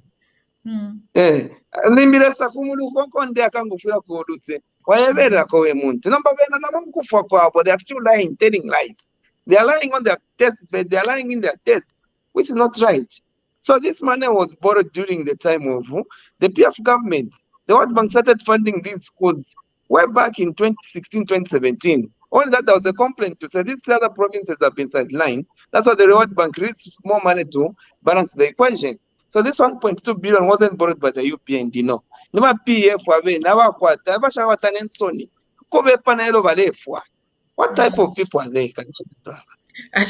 Mu PF tamu aba wisdom yamfa umuntu ngarefa kula bakwati njitireni koyo aba bese fene virugu byabo na pamfo. Lovely. Honorable, I've got something which is really cracking in my head. Really, something not good, something sad. What is going on, Kumwesu? Where there's a problem with an outbreak of typhoid and cholera. Do we have some kind of, I know Zambia is broke. We have Ngole and we've defaulted. Do we have some kind of emergency a disaster management? And how is the government trying to tackle this one as an emergency, since we are looking forward to go into rain season, and you know how it is when rain season, people needs clean water. Is there any kind of strategy? This is what we are going to do, looking at the problem which we have, because it's like an agent thing which has to be tackled. Thanks. I think my question is defaulting of the debt, the $434 million, which we haven't paid for the third time. I think there's another interest which is due this October, month end of October, which will be the third. The country was going to default. But what about Congress MP? Because of the goodwill, they have come to terms. The president has managed, the UPND through President Daka in the Ichinema. We all know that he's a negotiator. If they have managed to negotiate to give us a breather so that the debt is pushed forward, looking at the challenges. So today, the Minister of Health, Honorable Masevo, was in that compound where there is this outbreak of typhoid, sensitizing the people on one, they need to continue boiling the water they're going to drink. Number two, there's the distribution of chlorine, so that they continue adding water, meaning adding chlorine to the water they're going to take. And the treatment is being given to the people who have been affected. So far, I haven't heard of any casualties, unless maybe I missed it. So the situation is being managed at the moment. It's not that because we have so much, or owing so much, we cannot come up with an emergency fund. I think the country is slowly becoming to breathe. We are just talking about the 1.6 million kwacha, which was released to all the constituencies for the first time to do their projects in their communities. That is money which has been set aside because the country is slowly begin to breathe from the huge debt which was choking all of us. Thank you, Honorable. And concerning the same water problem, since Nangumleland that we have defaulted, we don't have money. We're talking about lives of people. Chlorine, Nimpia. What about those people who afford even chlorine on a daily basis? For how long are you stretching it? since for how long is gonna are you going to stretch it government if we don't have an emergency disaster management? Yes, on the chlorine is being distributed for free. It's not that people are buying in that area where there is an emergency. The chlorine is being distributed for free, although it's not sustainable as they are putting it. I think behavior of boiling water, behavior of cooking food, the cholera and the typhoid comes because of access to contaminated water and food. We need washing of hands, behaviors of washing hands before touch food with maybe soap or any disinfectant. So the message, I think, they need to continue reminding our people to say we are in this crisis, which is not only unique to Lusaka, can be a countrywide problem if not handled well. We saw more about behaviors. With the water situation in Lusaka, like any other place in the country, has been affected by poor water supply electrification system, which is also the problem in Kankoyo. So there's been most of these water providers like the Lusaka Water and I don't know, the company which is in charge of provision of water. There's been an upgrade on the. There's been an upgrade. I'm sure very soon it's going to be commissioned. The company was funded. They're going to commission to increase the amount of water they're going to supply to the community at the right price, right cost, and right quality. So in Lusaka, I think the problem of water is going to be sorted out soon because for them, they've already set up the system and there's been the construction work are almost advanced. Unless in other towns like here in Kankoyo, where we have the contractor is soon getting on site, maybe next week, to start overhauling of all the old pipes, building the system, which will take 2 years, 6 months for the community to be able to have consistent the access to consistent supply of water, 24-hour service. Gladys, can I come in so much. a little bit? Gladys, can I come in? Can I come in, please? Is that? Can I come in, please? Yes, please. You can do that. Yeah. I think the Honorable, thanks for that answer concerning the issues of typhoid and all that has come out actually.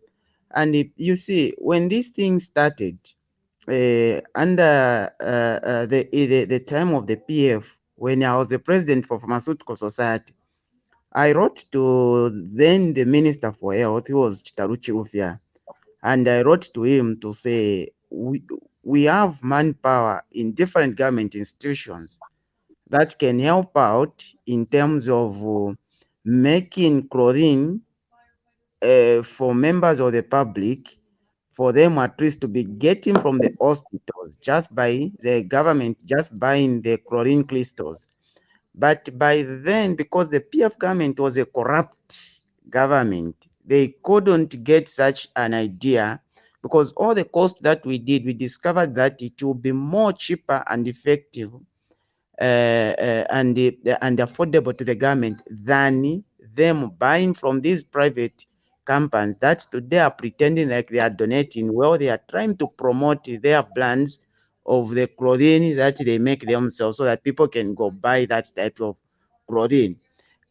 So with that idea, if the government has employed the pharmacists whom they have in their institutions, and these pharmacists, they know how to make this chlorine in large quantities and small quantities, why can't we, I think as UPND government, why can't we have these guys now to make them work according to the way they are trained from their schools and the universities? Because we cannot continue fighting this a problem coming out on a yearly basis where we have manpower which is just seated in the hospitals, and at the end of the month they get paid by the government.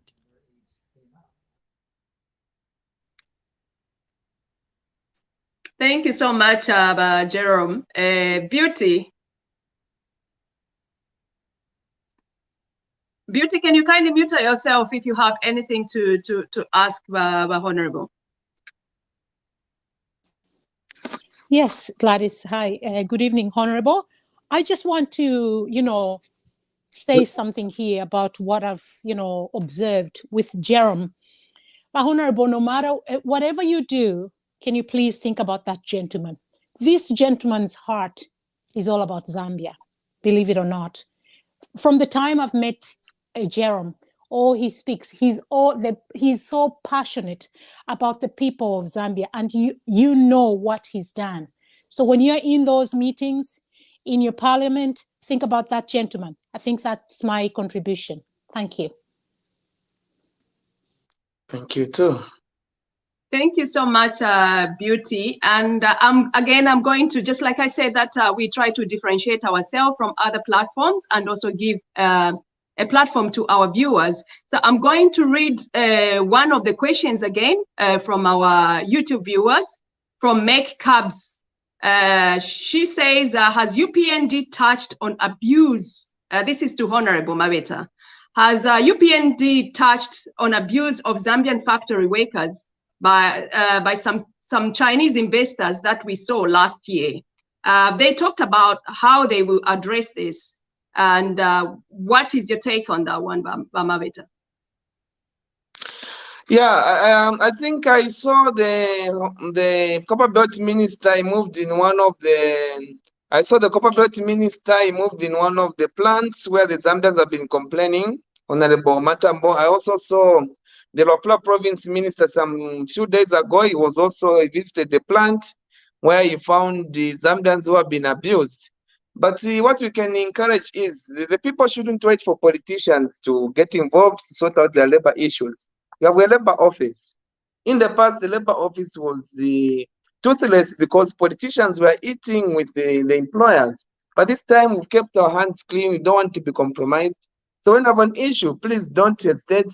Involve the union. If you have no union, involve the labor office. And if the labor office doesn't respond to you, doesn't give you the help, it's better you escalate to the minister, having failed to get the help from the labor office, so that you also expose labor officers who are not working to protect the interests of the Zambians. So if you're going to wait for politicians, ministers to come and address your issues, then why should you even continue having these offices around to protect you? Politicians come and go.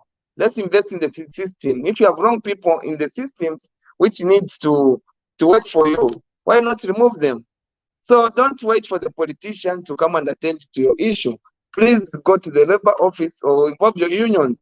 If you're more than the required number, the minimum required number for it to form a union, why not form a union at your workplace so that you can speak with voice? Let's not always depend on politicians for things to move, because there are people who are paid. There are people who you pay every month, people you sustain to represent you, protect you when you need help from them. So if they're not doing their job, we shouldn't continue paying them. So we've seen movements of ministers. Even I saw the Minister of Commerce in Chingola. He visited one of the mines where he found, one of a farm where workers were working with patapatas, slippers. I think we saw that on TV. And when he went back, they have had their PP. They've been given PP. So let's not always wait for politicians to get over the jobs of civil servants, high qualified civil servants trained by the government to work in those offices for them to work. Thank you. Excellent. Thank you for enlightening and also encouraging the viewers or the public that they should also, as long as they should not take the law in their own hands. But unfortunately, as we keep on watching from the social media what is going on in Zambia, that we're not sure if police are doing their job yet or if they're sleeping on duty. So we expect, like you say, Honorable, let's not wait for the politicians to do the job. So we hope that things is going to change in the next couple of months, where if people go and report the case, they need action. They want to see action, and not just people should not start chasing the case again. So we appreciate that. And thank you so much for clarifying. I'll still go back to Matthew Mutonga. Kindly give us one question or a comment. I'm sure you've been listening to Honorable Mabeta. Just 1 minute, please, because we only have about 15 minutes before we close. Oh, right. So I'm late, coming late. Okay. Anyway, I was listening. Honorable, one thing I just want to find out. I know that most of you ministers are new in the system, and one thing I don't know if it's true, because you seem to be not acting as, in charge of your ministry. It's like you are still waiting for the president to give you instruction how to manage your ministry. So I'm just amazed. Why would you not deal with the issues that the people are looking for? For example, if you are in charge of energy, why are you not sacking the people that the people want sacked? Why don't you get all this sorted out instead of waiting for the president to retire? I thought the minister is supposed to do that kind of duty and fire, change the ministry and all the operations. So what are you doing about it? What are you doing in your ministry, for example?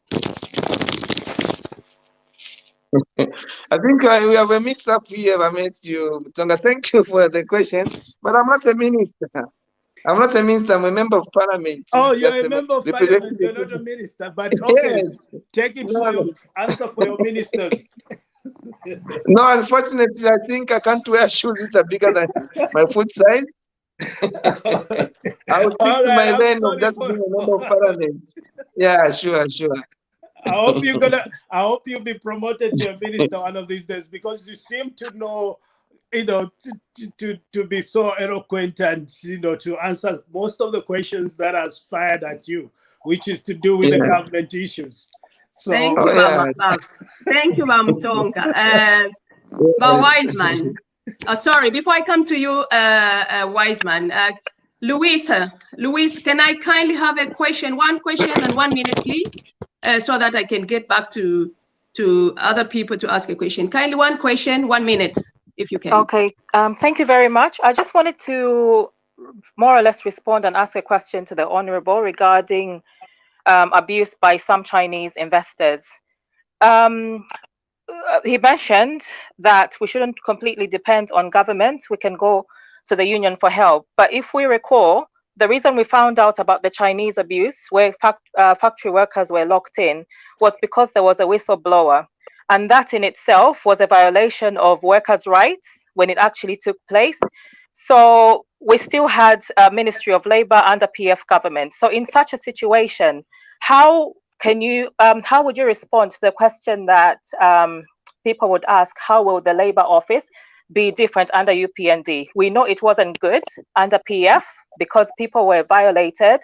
And then I do remember there was Miles Sampa had come forward and made some comments on factory workers being abused, including some issues we had with some barbershops that were where some Zambians weren't allowed to go in. There was issues about taking their license and things of the nature. And then he was later asked to apologize, that he should have gone through the proper channels. So when that apology took place, I didn't see anyone in leadership coming forward, presenting the right way to rectify this problem. So how is UPND going to handle such issues? Because clearly, this is a problem that existed. We saw it in videos that we watched. So how will things be different under the UPND government? How are we going to see institutions strengthened so that workers' rights are protected where it's a clear violation and you're seeing things on WhatsApp? So not just, let's not take it as, it could be taken as absolving yourselves of responsibility when you state in such a situation that we shouldn't completely depend on government. So what's the point of having a labor office if we're going to throw everything to the union? So when you're locked up in a factory, what do you do? That's my question. Yeah. Thank you. Thank you. I didn't get your name. This is Dr. Barbara again? No, Louisa. No, it's Louise. Oh, Louise. Yeah. Oh, Louise. Oh, yeah. Sure. Yeah, thank you for that question. I think what I said is, when you have a bad head, the whole fish is going to go bad. So if you've got a leader who entertains the envelopes from investors, they go to State House, they drop envelopes from him with dining with the investors. What happens? The whole chain trickles down. So in the previous government, the leader was compromised. Hence, even the ministers became compromised. The whole government system, the labor officers become compromised. But now what we have is a leader who's upright, a leader who's very strong, who has even warned UPND members to say, should you come up in conflict with the Zambian people because we put a personal interest first, when we crash, don't cry, because we told you to search yourself before you go to get this role which you want to get.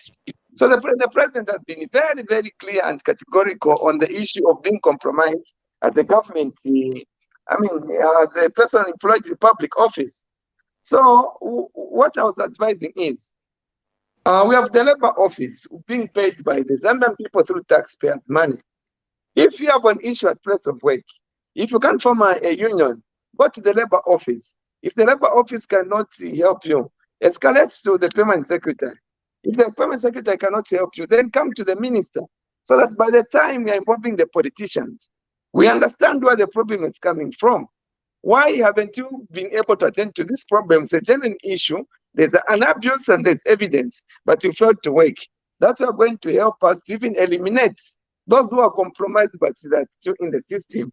So I didn't say to say, no, people shouldn't engage the media, but they should follow the channel so that we understand even where the system is being broken. Because we still need to clean up the system. In the system, we don't know who's right or wrong. So we also want you to do the right thing, escalate through the procedures, so that when you come to appeal, we understand who's not doing his job. We have now the right people in offices. I strongly believe everybody's new PND. They understand what the president has been preaching and they're following him keenly. No one's going to get himself careless to be compromised by an investor. So if you get compromised, the system will expose you to say you're a compromised politician and to get rid of you. So help us to understand whether the system is working for you or not. But if you're going to rush to ministers, you're going to rush to members of parliament, we are going to deny us an opportunity to understand whether the system is working for you. Thank you so much. Thank you. Thank you so much, Luis, for your question, and thank you for answering the question, Honorable. We're going to wind up with our hero, I would say, that Patson Daka, who scored 4 goals in Russia, as trying to bring Zambia on the map. I'm sure everyone out there he has put the smiles on your face. And looking at the situation in Zambia from the youth, and we have a lot of talent. Zambia has not doing very extremely well as we compared from the previous Chipolo Polo. We've been not performing according to expectation, by Honorable.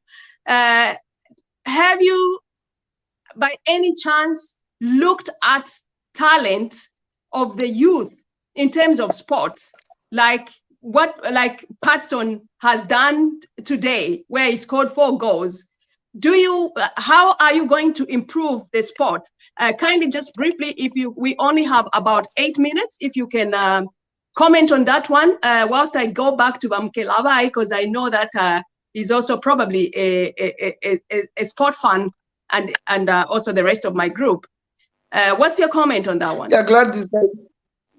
I think today's result is something we should all be proud of as Zambians. Saturday, most of us who support Manchester were caught in a balance, where we had the Patson Daka burying the game. We finished that big game, killed it off, it became beyond. Manchester equalizing so that it go for maybe a draw. He scored, I think even the third goal, it was a rebound from his effort, then someone just finished his effort. He scored the 4th goal. There's a lot you can talk about Patson. I think even maybe next week, give us more time to engage. Honorable. Just a minute. Honorable. Can you support that team? Manchester. No, Honorable. No, please. And you are lucky, you nearly lost today. I just wanted to just do that to you. I'm a Liverpool supporter, so that you know. Yeah, so glad thank you, Pese, we understand that. Next week we need to start moving into now on mentorship, behaviors, what has made Patson Daka to be where he is now, because a lot of youths, maybe they just look at the result, not understand the process, the things we need to do on our part as human beings to get where we want to be. How much has he invested in his behavior, his mental strength?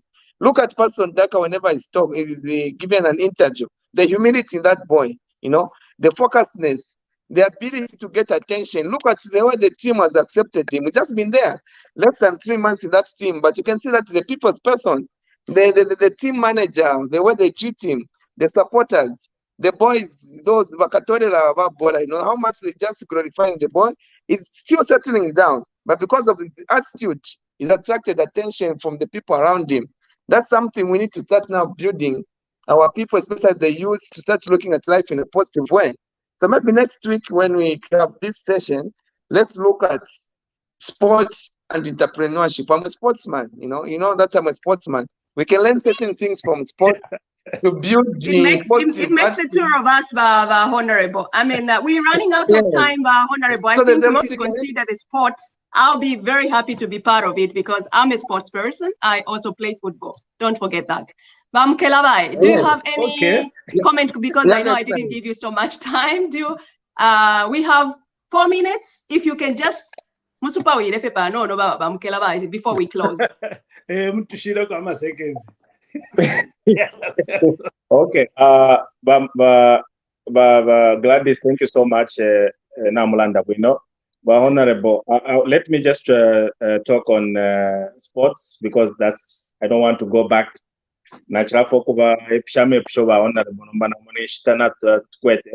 So let me just go back to sports. What I want to tell you, my fellow Zambians, my brothers and sisters, especially you parents in Zambia, is that please do not negate your children's ability to do certain things. If they are failing in one field in school, it does not mean that's the end of it. And stop putting down our difficulties in studying and mwambo kubachita negate no kubachita stereotyped or look them down and no kubachita blame son as if it's their fault. Please support these children. They have much talent. There's life. There's life even there's still life even without or with education. You can still have a child that is not doing well in school, but doing very well in terms of practicals and sports activities. Train your children. We love our dream killers because most of you parents in Zambia, you are dream killers. I'm sorry to say this because young men, most young men today, and young girls, they are failing to go ahead and do certain things because you are putting them down. Muleva nyantirila, elota mulefoya tina wapiteko balange talent ya abilities ya they have. We always put them down. So lekeni abana baye kuma sports activities bashindikeni kuma sports activities, praise them and support them. It is very, very vital for us parents to do that. Otherwise, we are going to have the Patson Daka, 20,000 Patson Daka type of boys or even girls in all type of the world and all over the world just to follow their dreams and bring victory to Mother Zambia. So do not negate your children. Let them be what they want to do. Allow them to be who they are and support their dreams. Support their dreams. Thank you, Mukelabai. Thank you so much. Like Mukelabai say, please don't kill your children's dream.